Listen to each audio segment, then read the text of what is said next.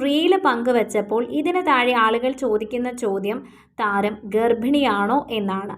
അതിന് ചില സൂചനകളും ആളുകൾ പറയുന്നുണ്ട്. ദിയയുടെ വിവാഹത്തിന് ശേഷം ഏറ്റവും കൂടുതൽ ഉയർന്ന ചോദ്യവും ഇതുതന്നെയായിരുന്നു. സ്വന്തം വീടിനടുത്ത് തന്നെ പുതിയൊരു ഫ്ലാറ്റ് റെന്റിനെടുത്താണ് ദിയയും ഭർത്താവ് അശ്വിനും താമസിക്കുന്നത്. ഇവരുടെ പുതിയ വ്ളോഗിന് വന്ന കമന്റുകൾ ആരാധകർ പറയുന്നത് ഇങ്ങനെയാണ്: അശ്വിൻ താടി വടിച്ചിട്ടില്ല.